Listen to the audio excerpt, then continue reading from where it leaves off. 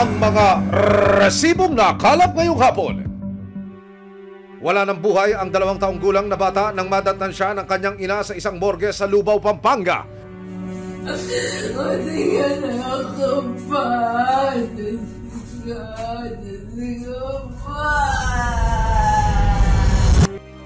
Ang away nila ng kanyang live-in partner na uwi sa pananaksak sa inosente niyang anak.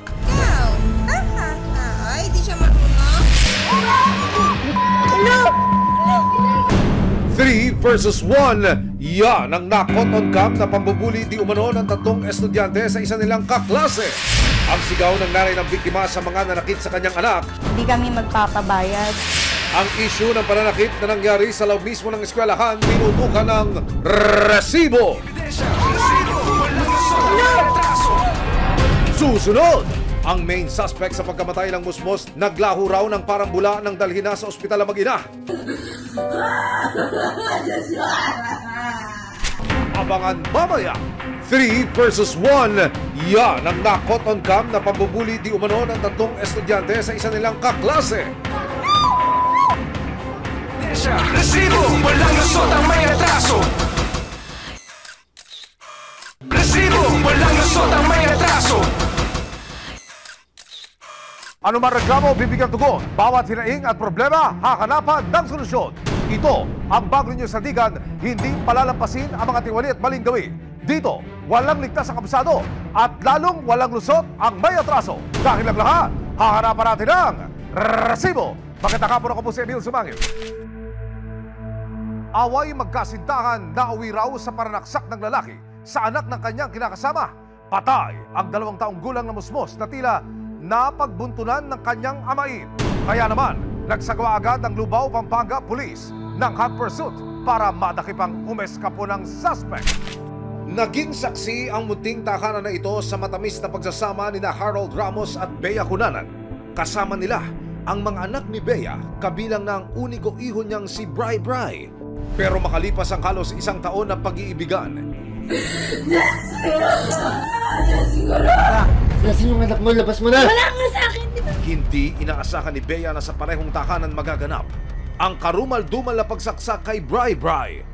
Nagsimula raw ang lahat ng kanilang pagtatalo ng pagdudahan ni Harold si Bea. Kasi daw nagtataka nga po daw siya dun sa send na chat na hindi nag-appear. Kala niya meron pang unang usapan. Doon na po siya nagalit. Lalo pa raw nang gigil sa inis si Harold nang sumabay sa bangayan nila ang walang tigil na pag-iyak ng 2 taong gulang na si Bri Bri. Ako po, sinusuntok niya ako, tapos nakayakap po ako sa anak ko.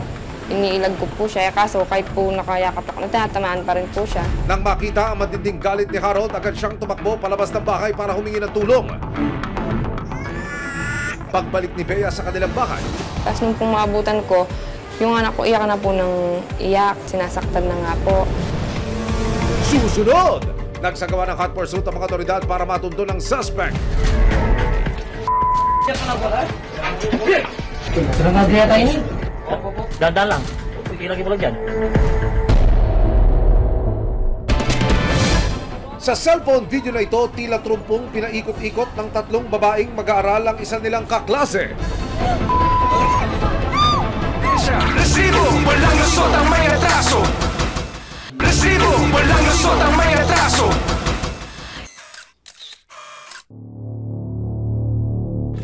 Nasaan yung cellphone? Ano ba problema mo?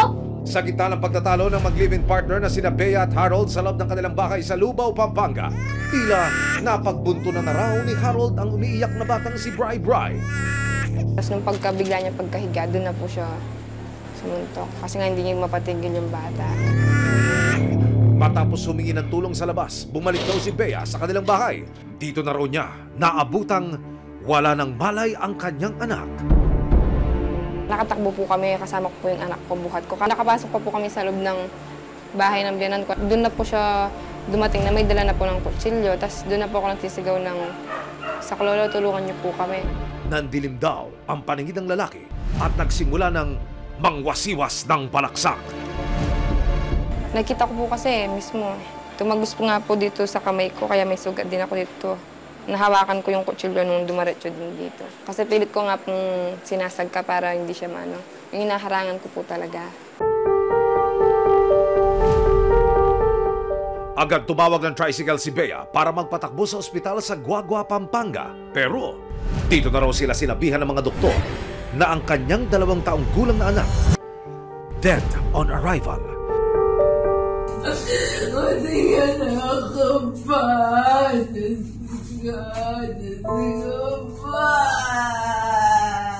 Sa cellphone video na kuha sa loob ng morgue ng ospital, madaling araw ng April 3, 2025.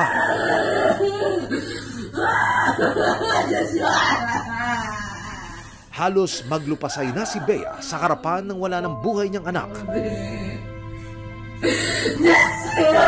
Uy! Uy!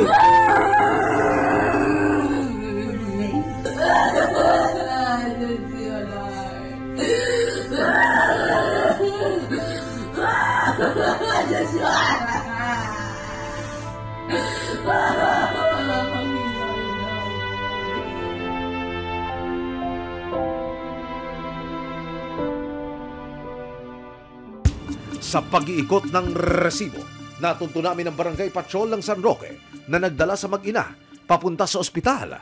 Ayon sa kanya, duguan na raw ang bata nang isakay sa kanyang tricycle. Kinakay yung mga yung bata, yung nanay dito. Nung nakita ko ito, may sugat na, may dugo na yung sa lalim namin.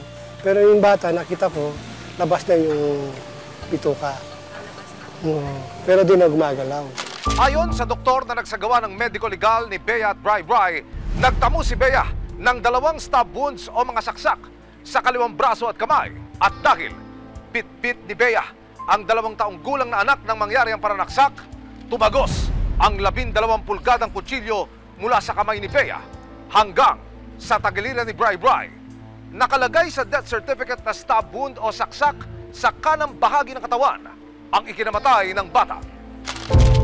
Ayon kay Bea, bigla raw naglaho si Harold nang dalhin sila sa ospital. Kaya ang Lubao Municipal Police nagsagawa ng hot pursuit sa loob ng 30 oras. Si Harold ang lumalabas na prime suspect sa mga sugat na natamo ni Bea at pagkamatay ng kanyang anak. Batay sa inisyal na impormasyon ng mga pulis, 2 lugar ang pwedeng pinagtaguan ng suspect. Wala pa sa 1 kilometro ang layo ng mga ito sa bahay ng mag-ina. Pero hindi siya nakita sa bahay ng kanyang kamag-anak hanggang sa isang tip ang natanggap ng mga otoridad noong alas 11 ng umaga ng April 4, 2025. Si Harold nakikituloy raw sa bahay ng kanyang tiyuhin.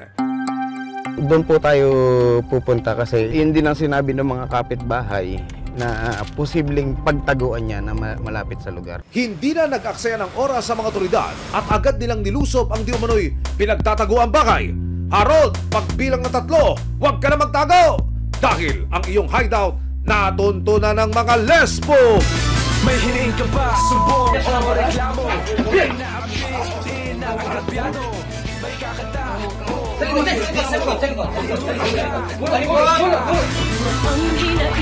o may solusyon. Nang madata ng mga pulis ang suspect, mukhang katatapos lang mananghalian. Ano pangalan mo? Harold Ramos, ha? Harold, lasapin mo na yan dahil sa kulungan na ang iyong derecho! Manahimik, no? Inaaresto kita sa kasalang pagpatay. May karapatan kang manahimik. Lahat na sabihin mo, pwedeng gamitin laban o pabor sa'yo. Search mo. Matapos basakan ng kanyang mga karapatan, hinalugog ng Lubao Police ang kanyang bitbit na bag. Laking gulat nila nang tumambad mula sa kanyang sling bag ang isang granada. Dandan lang. Ilagay mo lang dyan. Ibaba ko na. Yan. Granada. Agad dinala sa Lubao Municipal Police ang suspect, pati na rin ang kanyang tiyuhin. Hindi mayari ng bahay. Sige. Mayari ng bahay. Sharon, ano mo yan? Nakaharap siya sa kasong homicide para sa pagkamatay ni Bray. Nakaparayam ng resibo si Harold, pero tila walang imik at nanginginig pa sa takot. Pero maya-maya pa, nasa gilid na si Bea na nag-aabang na pala sa paghuli sa dating kinakasama. Ano bang nangyari, sir? Ba't magpong sa ganito?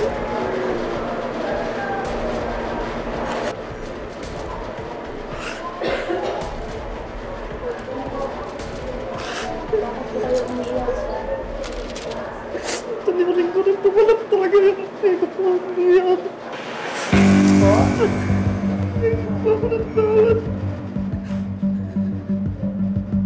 Pero si Bea hindi makukuha sa sorry mo, Harold! Gusto ko Pero yung anak ko, hindi na mababalot yung buhay. Siya, balik pa yung anak ko, patay na. Nakapareham din ng resibo ang tiyuhin ni Harold. Ayon sa kanya, wala raw siyang alam sa nagawa ng kanyang pamangkin. Ilan po ba? Kanina po umaga po. Ayun. Para alam mo po. Hindi po alam pumunta doon. Anong alam mo siya? Wala po alam pumunta doon si Dol doon sa amin. Kung sakaling mapatunayang nagkasala si Harold para sa kasong homicide, maaari siyang makulong ng habang buhay. At harap din siya sa kasong paglabag sa Section 3 of RA 9516 para sa nakumpiskang granada sa kanyang bag. Naharap sa kasong obstruction of justice ang kanyang tiyuhin dahil sa tangka-umunong pagtago sa suspect. Pero nito lamang April 6, 2025, inisyuhan ng release order ang tiyuhin ni Harold.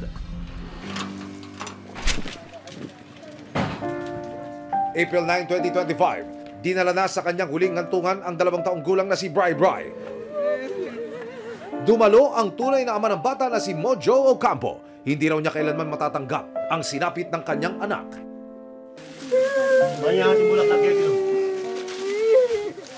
Huwag siyang mag-alala, ma'am. Paglalabong ko talaga, ma'am, hindi ko i-atras yung kaso yun, ma'am. Tsaka managot na dapat yung mga mananagot. Mga gumawa sa kanya, ma'am.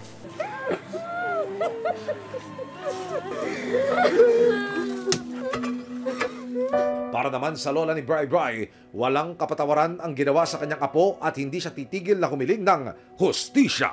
Dapat pa siyang managot talaga. Siyempre, kung di niya ginawa yun, hindi mawawala yung apo namin. Siyempre, masakit po talaga. Hindi ka namin malilimutan sa buong buhay namin habang buhay. Nasa puso't isipan ka namin. Sa alitang pinagsabunutan at pinaikot-ikot sa sahig, ang isang babaeng estudyante sa Quezon City, ang pambubuli ng kanyang mga kaklase nangyari sa loob mismo ng kanilang classroom. Sa cellphone video na ito, tila trumpong pinaikot-ikot ng 3 babaeng mag-aaral ang isa nilang kaklase. Hawak nila sa buhok ang dalagita at sinabunutan hanggang masubsob sa sahig ang biktima. Dahil sa lakas ng pagkaladkad, natanggal na ang sapatos ng dalagita. Nang makatayo, muli siyang sinabunutan ng isa. At saka itinumba sa sahig para muling saktan. 4 na araw matapos ang insidente, natunto ng resibo ang estudyanteng sinaktan sa video na itatago namin sa pangalang Sam, 13 taong gulang. Sa paintulot ng kanyang ina na si Len, eksklusibong nakapanayam ng resibo ang dalagita. Kwento niya, hindi raw ito ang unang pagkakataon na sinaktan siya ng grupo sa loob ng paaralan. 3 po, sunod-sunod. Recess po namin tsaka uwian. Kasi po ayokong gumanti sa mga masama. Kasi Diyos na po bahala sa kanila. Ayun po yung iniisip ko. Dahil sa takot, hindi na raw niya nakuhang magsumbong pa sa kanilang teacher o sa kanyang mga magulang. Binabantaan po kasi nila ako. Dadamay daw po nila pamilya ko. Papabanat daw po ako sa labasan. Nang magbigay ng pahayag ang ina ng biktima, hindi na niya napigilan ang pagbuhos ng kanyang emosyon. Masakit sa akin to kasi makita mo yung anak mong ganun, kalad ka rin.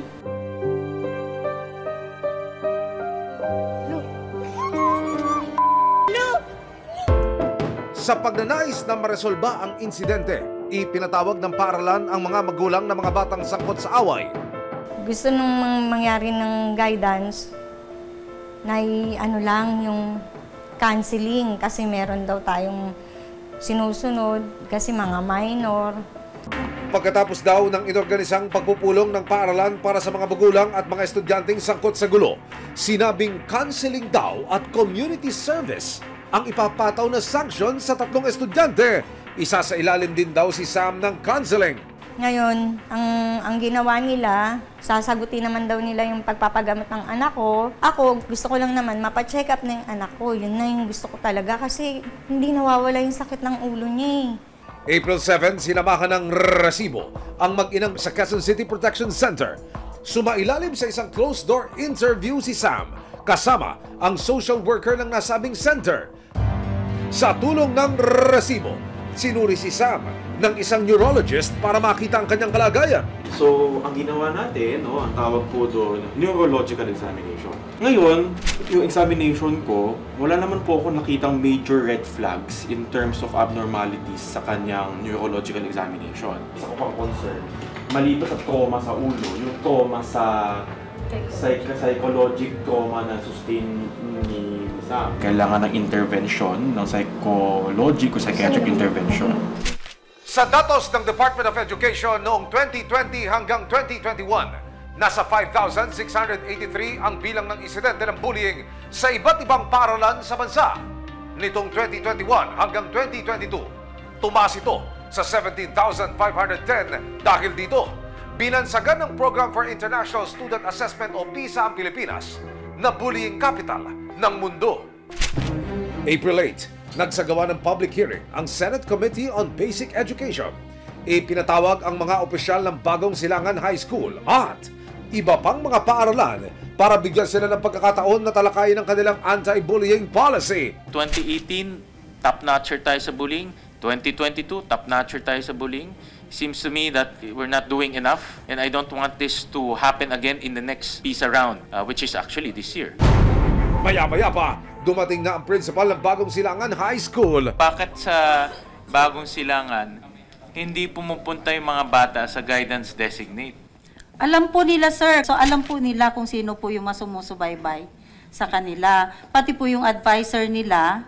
Tinanong ng Senado ang isa sa mga kamuni ng Philippine Guidance and Counseling Association kung ano ang nakikita nilang solusyon sa paglaganap ng bullying sa mga paaralan. Nagsisimula ang bullying in most of the evidence-based researches because of contempt. So, ibig sabihin ng contempt is a powerful feeling of dislike to a person. Marami pong character strengths program na pwede natin gamitin because the formation of values is not just from 0 to 12 but 12 to 18 is the formation of ethical value. Pero sa gitna ng mga rekomendasyon ng counseling at emotional assessment para sa mga mag-aaral, nagpaalala ang Senado tungkol sa pananagutan ng pamilya ng mga napatunayang ng bully sa kapwa mag-aaral. Civil liability, so they can pay for damages, they can pay for the medical expenses, lawyers, etc. Correct? So hindi absuelto yung magulang. May pananagutan din daw ang mga opisyal ng paaralan kapag napatunayan ng DepEd na may pagkukulang sa paggabay sa mga mag-aaral. As regards the liability po of the school head, they may be held liable for neglect of duty for their failure to organize and convene the Child Protection Committee. Pagkatapos ng pagdinig, sinubukan muli ng resibo na kunin ang pahayag ng principal ng paaralan. Ayon sa kanya, may nakalinya na silang mga disciplinary action para sa 3 nanakit kay Sam. Actually, yung mga bata kanina ay nagpatuloy pa rin ng pag-aaral. Nagkumuha sila ng exams pero sa guidance office yung mga bata. And then, magkakaroon ng community service yung mga bata na perpetrators. And then, mag-undergo sila ng psychological assessment. Magkakaroon talaga ng pre-enrollment seminar para sa mga batang na-identify din na may mga cases ng ganun sa school. Nakapanayam ng resibo ang Department of Education, National Capital Region. Patuloy pa rin daw silang nakikipag-ugnayan sa paaralan para makuha ang kanilang official report tungkol sa insidente. Did the school do its best para magkaroon ng safe environment ang mga bata? Pag nakita sa investigasyon na may pagkukulang, meron din tayong karapatang aksyon dyan. Para sa ina ni Sam, desidido silang magkaso sa mga magulang at sa mga nanakit sa kanyang anak. Sabi ko sa kanila,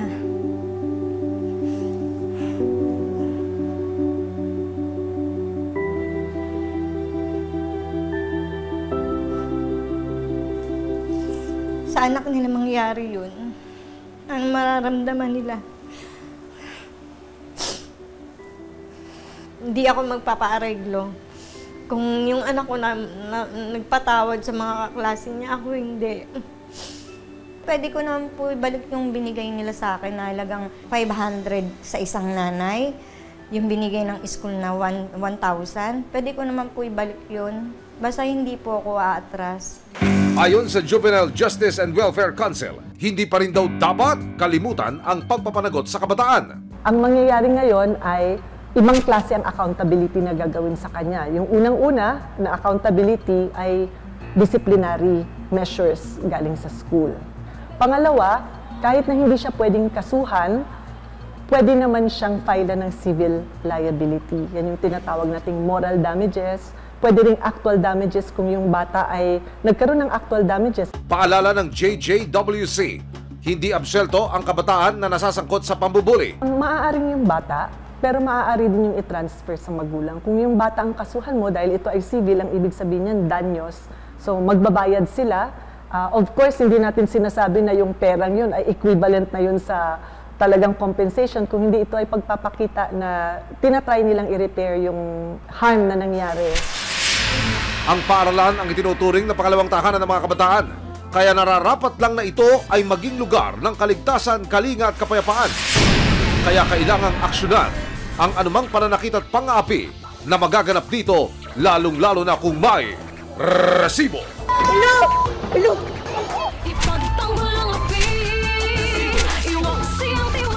Sama-sama nating ituwid ang tiwali at baluktot, itakwil ang maling gawi at modus na bulok. Walang ligtas ang kabisado at lalong walang lusot ang may atraso. Dahil ang lahat, hahanapan natin ang resibo. Hanggang sa muli, ako po si Emil Sumangil. May ebidensya, resibo, walang lusot ang may atraso.